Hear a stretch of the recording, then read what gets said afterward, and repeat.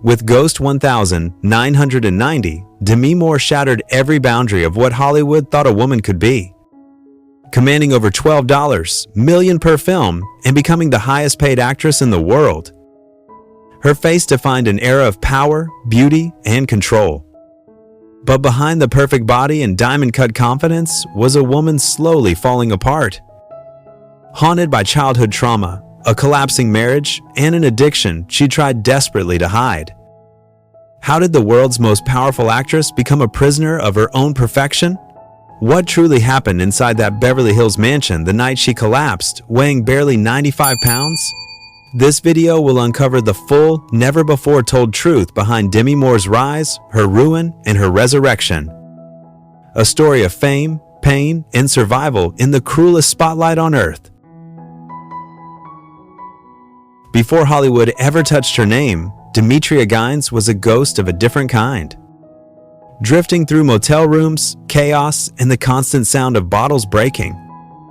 Her mother, Virginia, chased men and alcohol with the same desperation that Demi would one day chase love and validation. Her father, Danny, took his own life when she was still an infant. From that moment on, loss became her first language. At 12, she was no longer a child. One night, her mother overdosed in their small apartment. Demi pried open her mother's mouth, digging through half-swallowed pills to pull her back to life. The next morning, no one mentioned it. It was as if near death had become routine. Years later, she said, "That night, I became the parent." In quote, actually with the mention, in Ford. By 15, the world's cruelty found her again. A man her mother knew came to their door. He said he'd paid $500 for the right to spend time with Demi. The horror wasn't only the act that followed. It was the realization that someone she loved had opened the door for it. That betrayal carved something permanent inside her, a belief that love and pain were always connected. Afterward, she learned to disappear. She dropped out of school, moved with transient friends, and built an armor of detachment. To survive, she became what every room wanted her to be. The caretaker, the charmer, the strong one. But strength was just her camouflage. When she finally reached Los Angeles, the girl who arrived wasn't chasing fame, she was chasing control. Modeling gave her shape, acting gave her a script. Both offered an illusion of order in a life born from chaos. Yet, inside, the old voice whispered, "If they see the real you, they'll leave." In quote, actually with the mention, in Ford. Every future success. Every magazine cover, every red carpet, would orbit around that silent wound. The child who once saved her mother's life would spend decades trying to save herself. And Hollywood, with its shimmering lights and ruthless mirrors, was about to test just how long a wounded heart could pretend to be unbreakable. When Demi Moore walked onto a film set, it was never just about acting. It was about rewriting destiny. The girl who once slept in motels now stood beneath studio lights worth millions, with cameras worshipping every angle. Her rise looked effortless, but it was engineered from raw survival instinct. She wasn't chasing fame, she was chasing safety. The illusion that if she stayed indispensable, no one could abandon her again. Her first spark came with Saint, Elmo's Fire 1985, part of the Brat Pack generation. Behind the scenes, she was fighting her first major battle with addiction. Producers threatened to fire her unless she sobered up. And she did, cold turkey. That was the first time Demi realized power came not from pleasing others, but from mastering her own chaos. The film's success turned her into Hollywood's newest obsession, tough, vulnerable, intoxicatingly real. Then came Ghost 1990. With that one film, she became immortal. The pottery scene, soft hands, blurred silhouettes, and unchained melody became one of the most replayed moments in movie history. The movie earned over $505 million worldwide, and for the first time in cinematic history, a woman carried a love story that transcended death. Overnight, Demi Moore became the world's highest paid actress. Her name guaranteed box office gold. But with every dollar earned, a piece of her humanity slipped away. To maintain that status, she sculpted herself into Hollywood's vision of perfection: relentless fitness routines, strict diets, total emotional control. The press began calling her the Iron Woman of Desire. Inside, she was terrified, because she knew what happens when you stop being perfect. You disappear. The early 90 seconds solidified her as an icon. A Few Good Men, 1992, proved she could hold her ground opposite Tom Cruise and Jack Nicholson. Indecent Proposal, 1993, pushed boundaries, portraying a woman who sells a night of intimacy for $1 million. A role eerily echoing the wounds of her teenage trauma. Viewers saw sensuality, Demi saw confession. It was her way of reclaiming her narrative, controlling the same story that once controlled her. By 1995, she became the first actress to earn $5 million for a single film, Striptease. The title alone made headlines, but behind the scandalous publicity was an obsession with control. She trained relentlessly, danced until her feet bled, and sculpted her body into armor. The film's commercial backlash devastated her, yet she refused to crumble publicly. She told a friend, "They can judge my body, but they'll never touch my will." End quote. End quote is one stayed. That willpower came with a price. Every morning began with scales, scripts, and silence. Every smile was rehearsed. She became a brand, not a person. The same industry that applauded her boldness now whispered that she was too intense, too masculine, too demanding. The label stung, but she kept moving, powered by the same fear that built her. If she stopped, she'd vanish. Her success alienated her peers too. In a world that adored fragile beauty, Demi's strength made people uncomfortable. Yet, beneath the armor, she craved softness, the kind of tenderness she'd never known. That's why, at the height of her fame, she turned to family. Her marriage to Bruce Willis seemed like the perfect antidote, a union of power and passion. Together, they built an empire, a home filled with laughter, and 3 daughters who became her only proof that unconditional love could exist. But even in that illusion of balance, the cracks began to show. Bruce's career soared in a different direction, his absences growing longer, the phone calls shorter. Demi threw herself deeper into motherhood, deeper into work, and deeper into denial. She thought if she just loved hard enough, the story would stay together. The irony was cruel. Hollywood saw her as untouchable, but she was already crumbling in silence. The camera captured perfection, the mirror reflected fatigue. Every headline about her salary or her beauty masked the exhaustion of someone constantly performing for survival. Still, she endured. When studios whispered that she was past her prime, she disappeared on her own terms. Retreated from the spotlight before they could push her out. It wasn't surrender. It was self-preservation. The woman who once measured her worth in applause was learning a brutal truth. Fame gives you everything except yourself. And soon, the very thing she thought would save her, love, would become the force that shattered her completely. For the world, Demi Moore had it all. Fortune, beauty, and the movie star husband every magazine envied. Yet the woman behind those glossy covers was slowly suffocating under the illusion she helped create. Love, for Demi, was never a sanctuary. It was a repetition of war. A desperate attempt to fix the wounds carved long before fame ever found her. Her marriage to Bruce Willis began like a Hollywood dream. He was magnetic, confident, and protective. Everything she thought she needed. Together, they were the golden couple of the late 80s, the red carpet royalty whose chemistry seemed unshakable. They had 3 daughters, a sprawling Idaho home, and careers that defined a generation. But when success collided with ego, cracks appeared in the marble facade. Bruce lived for the thrill of freedom. Long shoots, parties, and the adrenaline of being untouchable. Demi, meanwhile, was desperate to anchor a family, to build something steady after a lifetime of chaos. She often waited by the phone, rehearsing what she'd say when he finally called from another film set. Then one night, in the middle of her worldwide success after Ghost, he looked at her and said words that froze her. "I don't know if I want to be married anymore."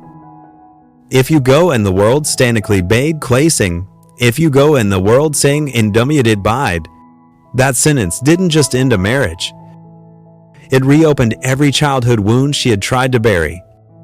For Demi, it wasn't just Bruce leaving, it was her father disappearing all over again, her mother choosing the bottle instead of her, every abandonment condensed into a single moment. They separated quietly, sharing custody, maintaining friendship, and protecting their children from tabloids. But the emotional damage lingered like smoke. When Bruce moved on, she smiled for cameras, pretending to be the evolved ex-wife, while privately fighting depression and the slow erosion of self-worth. Then came Ashton Kutcher, a man 15 years younger, radiating youth, charm, and the kind of energy that made Demi feel alive again. Their connection was electric, almost defiant. To the world, it looked like a miracle of love conquering age. To Demi, it was a second chance at feeling desired, relevant, and new. She rebuilt herself around him, convincing everyone, and herself, that she'd found redemption. But as their marriage deepened, the imbalance grew. Ashton was stepping into the prime of his career. Demi was fighting the mirror and the whispering media. To keep his attention, she pushed her body to extremes. Fasting, training, chasing a physical ideal that belonged to a woman half her age. Her weight dropped to 95 pounds, and she called it discipline. In truth, it was punishment. Behind closed doors, cracks widened. Ashton's charm began to feel distant, replaced by sarcasm and criticism disguised as humor. When he suggested threesomes to keep things exciting, Demi agreed, out of fear that saying no would make her lose him. Later, when he cheated, he rationalized it by saying the lines were already blurred.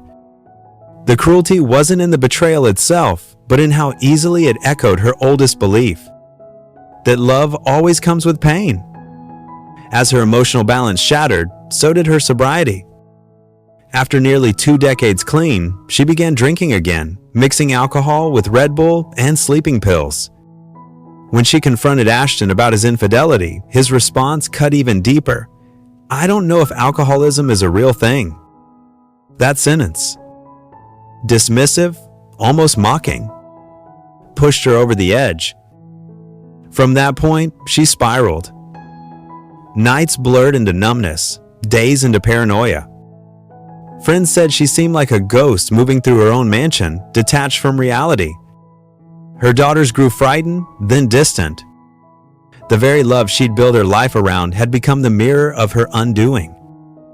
And when the inevitable collapse came, it wasn't on a movie set or red carpet. It was on the floor of her own home in Beverly Hills.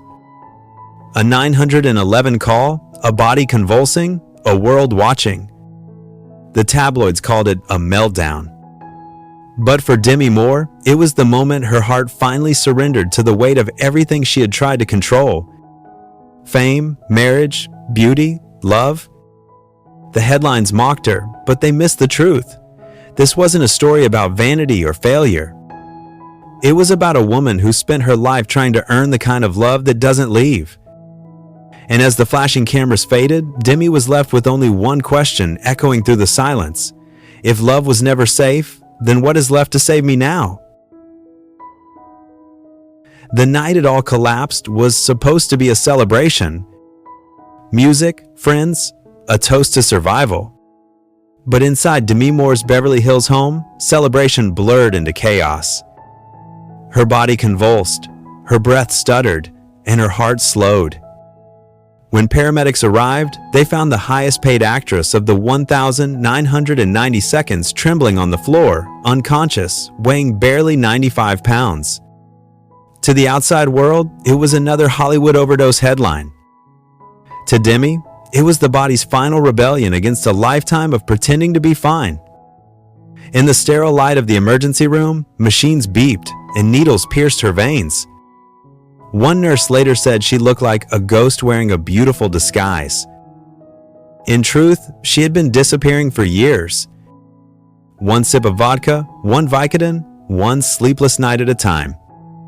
She had traded nourishment for control, reality for numbness.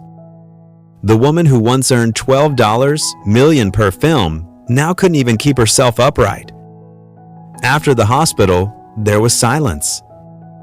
Calls went unanswered, friends drifted away, and her daughters, frightened by years of chaos, stopped speaking to her. For the first time, Demi Moore had nothing left to perform for. Alone in that silence, she came face to face with the only character she had never dared to meet, herself. Her rehab stay at Cirque Lodge in Utah was not glamorous. She arrived fragile, shaking, wrapped in oversized clothes to hide the bones pressing against her skin. The doctors called it multi-substance dependency with malnutrition. She called it the cost of control. Inside those walls, she learned how to eat again, how to sleep without chemicals, how to cry without shame. But healing wasn't cinematic. It was brutal, slow, humiliating. Every day meant reliving old traumas she'd buried under fame. Demi's recovery began not with applause, but with confrontation. A therapist once asked her, "When did you stop feeling safe?" She couldn't answer. Because the truth was, she never had. Her addictions weren't rebellion, they were camouflage. A lifetime of trying to silence the screaming inside her mind. In 2019, she decided to tell the truth in her memoir, Inside Out. It wasn't a redemption story. It was a confession. Page by page, she stripped away the fantasy that Hollywood had built around her. She wrote about being raped at 15, about the $500 exchange that shattered her trust, about the night she nearly died from a seizure after inhaling nitrous oxide. She confessed to drinking Red Bull all day to avoid food, to surviving on caffeine, denial, and panic. She even wrote about the shame of losing her 2 front teeth from stress, an image of fragility no one had ever seen before. That book was her resurrection. Not glamorous, but honest. In interviews, she no longer smiled to hide the cracks. She admitted, "I wasn't trying to die. I just didn't know how to live without pain." Those words became the anchor for millions who recognized themselves in her record.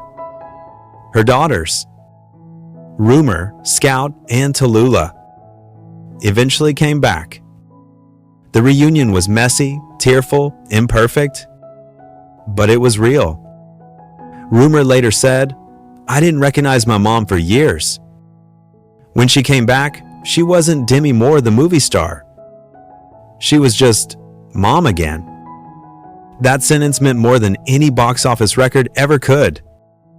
Slowly, Demi rebuilt a life away from red carpets. She returned to acting in smaller, sharper roles, like Brave New World and Feud, Capote vs. Well, The Swans. But this time, her performances weren't about control, they were about honesty. She stopped chasing youth, stopped apologizing for survival.